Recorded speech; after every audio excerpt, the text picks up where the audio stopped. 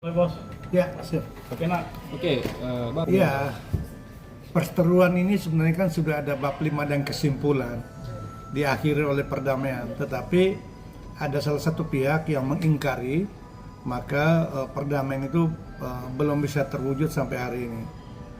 Nah, konsep skema perdamaian itu sebenarnya sudah diprakarsai oleh Mbak Disna dari Equality Law Firm atau Setara Institut, tetapi itu tidak berjalan baik sehingga terjadi perseteruan yang sangat panjang di mana klien saya Tenovi merasa kecewa dengan berita-berita yang disampaikan dalam ruang publik oleh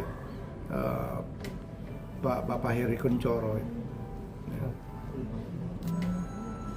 Oke, Bang. Sebenarnya saya melanjutkan somasi yang dilayangkan oleh Setara Institut atau Equality Law Firm. Melanjut ini akibat dari surat somasi pertama rekan Dr. Togar Situmorang tidak menanggapi secara komprehensif, ya. Lalu dalam waktu yang sama mensomasi kepada klien kami.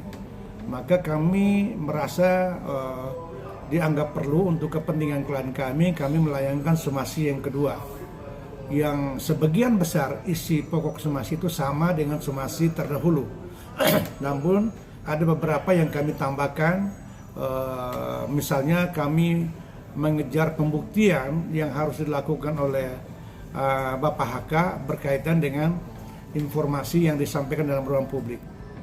Nah, dalam somasi kami menuntut bahwa apabila dokumen rekaman atau dokumen video siur itu dianggap benar, maka wajib hukumnya yang mereka memperlihatkan dalam bentuk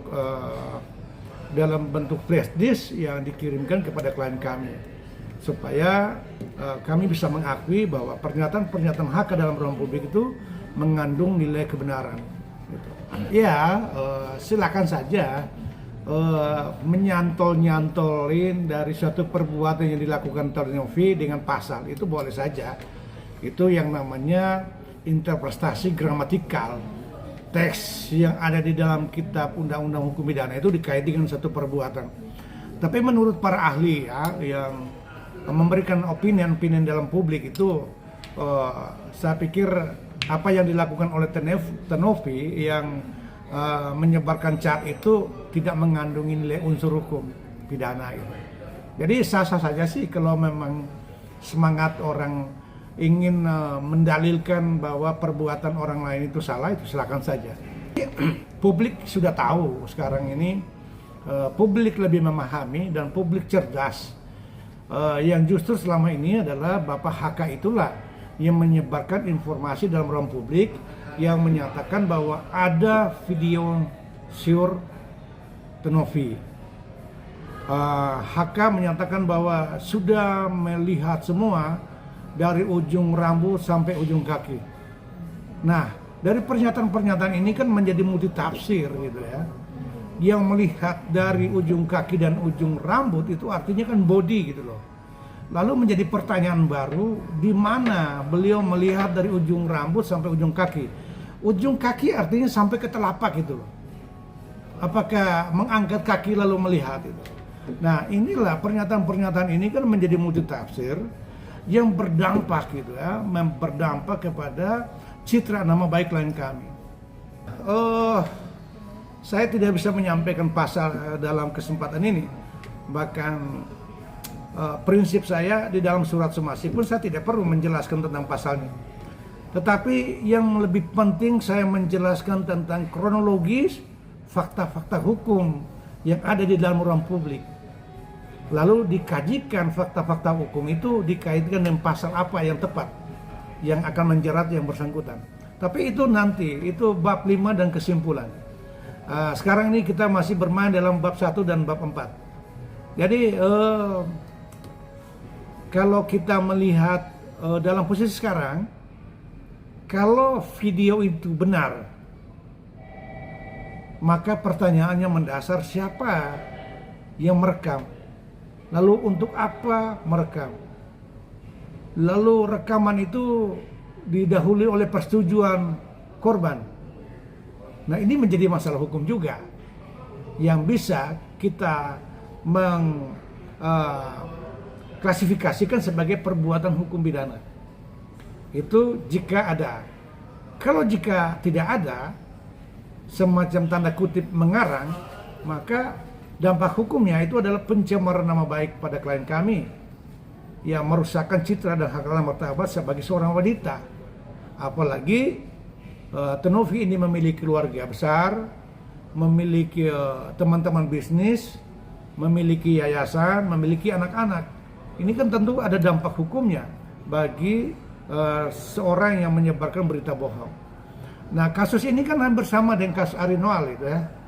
Kalau kita bisa melakukan persamaannya begini. Arinoal itu kan merekam lalu menyebarkan. Maka Arinoal yang diminta pertanggungjawaban hukum. Nah, sama hal ini, siapa yang merekam lalu menyebarkan itu akan berdampak kepada orang itu sendiri. Berkaitan dengan undang-undang ITE. Seperti itu. Rugi nama baik lah. Karena selama ini kami mengirimkan somasi, kami tidak menuntutkan membayar kerugian material gitu ya. Tetapi untuk merehabilitasi nama baik yang sudah tercemar itu butuh ada suatu pernyataan yang disampaikan kepada media yang bersifat meminta maaf. Ya tidak apa-apa juga, karena memang kami juga sendiri kok tidak menggubris somasi dari Dr. Togar Situmorang. Kan rekan sejawat Dr. Togar Situmorang kan juga somasi Tenovi. Somasi itu dilayangkan bersamaan ketika mereka menerima somasi. Ya kalau mereka tidak menggubris nggak apa-apa. Kalau mereka sinis terhadap somasi kami dari hulu tidak apa-apa. Kan begitu. Karena di dalam surat somasi kami mencantum satu poin begini. Apabila dalam batas waktu tertentu somasi kami ini diindahkan atau diabaikan dengan tidak tanggapan secara konkret, maka kami lakukan upaya hukum. Dan itu pilihan terakhir. Dan apabila pihak yang disomasi itu masih mengedepan penyelesaian secara kekeluargaan, kami memberikan ruang mediasi. Bukan secara subjektif, mereka meminta kepada Novi meminta maaf secara langsung. Kan begitu. Bagaimana dalam persoalan ini belum menemukan siapa yang salah dan siapa yang benar, lalu disuruh orang minta maaf, sampai langit ini runtuh pun tidak mungkin terjadi.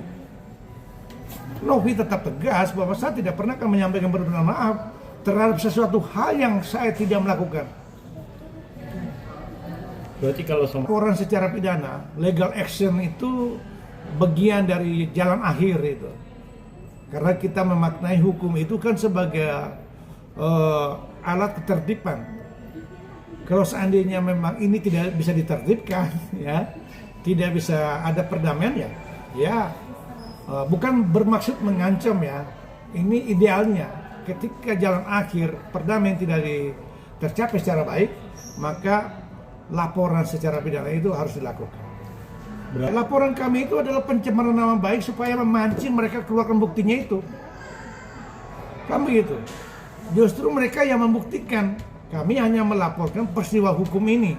Ada penyampaian di dalam ruang publik secara masif dari beberapa bulan terakhir ini. Laporan kami hanya terbatas itu. Nanti orang terlapor itu harus memberikan bahwa saya menyampaikan dalam ruang publik itu karena ada dasarnya. Nah itu, setelah ada dasar, ada hukum, ada persoalan lain lagi. Karena apa Anda rekam, karena apa Anda mengekspos, itu nanti akan dikembangkan dalam ruang penyidikan. Itu sudah domain polisi lah. Ya, begini ya, publik itu sudah cerdas gitu loh. Publik itu rekam jejak digital, di mana pernyataan ini muncul itu dari HK. Yang membuat tercengang ruang publik itu karena selama ini publik konsentrasi fokus terhadap kasus donasi, tiba-tiba muncul HK. Ini kan semacam apa ya, hal baru gitu loh. Maka publik mencermati ternyata Bapak HK yang memulai, bukan Tenovi. Mungkin itu yang menjadi pertimbangan, menjadi dasar publik mendukung Tenovi. Begini ya, takut bukan berarti dia tidak takut berarti bukan dia melakukan satu kesalahan, tidak. Yang beliau rasakan sekarang ini adalah kok kenapa sih setiap waktu hampir ada masalah baru, mulai dari Erdello menyerang secara pribadinya narkoboy, ditambah Alvin Lim tentang profesinya, maaf tanda kutip P, lalu Alvin Lim almarhum muncul HK. Nah, hal-hal ini yang membuat dirinya merasa terganggu ya. Bahkan bertanya kapan habisnya Pak? Ya kita sih maunya habis, tapi kalau lawannya mau menyerang terus Tenovi ya gimana? Tidak ada pilihan lain kecuali menghadapi gitu. Jadi sedih ya kalau kita mendengar keluh kesah beliau, bahwa apa yang beliau rasakan itu sangat luar biasa. Maka terkadang kala kalau beliau tanyakan tentang hal hukum, saya tidak perlu menjelaskan hal hukum, lebih pada mengobati psikologisnya. Udah sabar saja, lalu tenang-tenang saja, semua persoalan badai pasti berlalu begitu. Tetapi kalau memang seandainya Tenovi tidak bisa mengendalikan diri, maka dampak itu akan mengganggu secara fisik ya, sakit. Nah kalau Tenovi sakit kesian, ada beberapa anak yang diasuh, lalu ada beberapa ODGJ yang dia rawat saat ini, menjadi semuanya terganggu. Jadi ingat, saya harus sampaikan bahwa yayasan itu dihidupkan oleh pendapat atau penghasilan dari Tenovi, gitu. Pendapat penghasilan dia itu yang dia salurkan kepada yayasan untuk menghidupkan yayasan, bukan yayasan menghidupkan Tenovi. Di luar sana menyatakan bahwa dari mana sumber kekayaan Tenovi, nah, itu berlebihan. Karena semua orang boleh kaya, boleh punya, boleh memiliki harta, boleh saja. Yang paling penting dia tidak merampok atau tidak merampas uang negara. Kalau pertanyaan itu tanya sama pejabat-pejabat negara nih, gaji 8 juta 1 bulan bisa punya Mercy, punya mobil mewah, punya rumah mewah, bahkan punya istri banyak, itu harus dipertanyakan. Bukan ditanyakan kepada Tenovi, orang swasta, pengusaha swasta itu tidak perlu dipertanyakan. Karena mereka layak untuk memperoleh materi, memperoleh kekayaan, boleh saja. Yang perlu ditanya tuh pejabat negara itu, hedonisme, materialisme, individualisme, itu terkandung semua berada dalam ruang pejabat para elit politik, bukan Tenovi. Maka menurut saya pihak lain yang menyinggung hal-hal pribadi itu sebenarnya ya merendahkan martabat mereka sendiri. Tenovi sudah kembali saat sekarang ini. Sebenarnya beliau juga berkeinginan untuk menyampaikan klarifikasi di media, tapi saatnya belum tepat karena beliau butuh istirahat, karena penerbangan dari Saudi Arabia ke Indonesia kan cukup lama, jadi beliau masih butuh istirahat beberapa hari. Ada yang mau disampaikan Kepada sejawat senior advokat Dr. Togar Situmorang dengan kawan-kawan, bahwa klarifikasi pada hari ini saya maksudkan untuk sebagai hak jawab, karena rekan sejawat Dr. Togar Situmorang setelah menerima somasi kami pertama maupun kedua telah menyampaikan melalui media. Kalau abang senior menyampaikan melalui media, kami juga memberikan hak jawab melalui media. Kalau abang senior mengirimkan surat klarifikasi melalui tertulis, kami akan menjawab secara tertulis. Dan saya juga selain menyampaikan klarifikasi di media pada hari ini, saya sudah mempersiapkan surat hak jawab yang saya akan kirimkan kepada Bapak Heri Kunchoro. Dan saya akan berhubungan dengan Bapak Dr. Togar Situmorang apabila hal-hal yang saya minta di dalam surat ini bisa dipenuhi dengan cara baik. termasuk memberikan perubahan surat kuasa umum menjadi surat kuasa khusus. Demikian, salam hormatku, Tuhan memberkati buat sahabat sejawat senior Bapak Dr. Togar Situmorang. Bang, sambil ngomong aja kalau makasih ya. Sambil jelasin aja Bang. 1, 2, 3. Kuasa yang diremvoi dipersoalkan oleh sejawat Dr. Togar Situmorang. Kenapa ini diremvoi? Semua ini akan ditandatangani di hadapan saya pada tanggal 26 hari Minggu. Ya, tanggal 26 hari Minggu. Jadi semula tanggal 26 Januari 2025. Namun terkonfirmasi setelah Tenovi live selama 24 jam bahwa Tenovi harus berangkat umroh lebih awal, yang semula tanggal 28 menjadi tanggal 25. Maka tanggal 25 pagi Tenovi melakukan penandatanganan surat ini sehingga diremvoi menjadi tanggal 25. Itu yang pertama. Yang kedua, karena saya sebagai kuasa hukum yang kedua, yang sebelumnya somasi pertama dilayangkan oleh Setara Institut, Mbak Disna dan Pak Arif, maka surat kuasa Setara harus dicabut. Maka ini pencabutan pada tanggal 25 juga. Ya, pada tanggal 25 juga. Nah, dari surat kuasa tanggal 25, maka pada tanggal 30 Januari saya melayangkan surat somasi kedua kepada Bapak Heri Kunchoro secara langsung. Kenapa saya mengirimkan surat kepada Bapak Heri Kunchoro secara langsung? Oleh karena di dalam tanggapan surat sejawat senior Dr. Togar Situmorang tidak melampirkan surat kuasa. Lalu di dalam surat kuasa yang baru dikirim di kemudian, di dalamnya surat kuasa itu bersifat umum, tidak mencantumkan secara khusus bertindak untuk atas nama Bapak Heri Kunchoro untuk melakukan, membuat, menandatangani dan menanggapi surat somasi dari kuasa hukumnya Tenovi. Dasar dari itu, maka kami menganggap keberadaan senior Dr. Situmorang tidak memiliki keabsahan sebagai kuasa hukum dari Heri Kunchoro. Lalu, apabila surat kuasa itu diubah di kemudian dengan surat kuasa khusus, maka secara etika dan estetikanya kedepannya kami akan berhubungan langsung dengan sejawat Dr. Togar Situmorang. Begitu. Oke.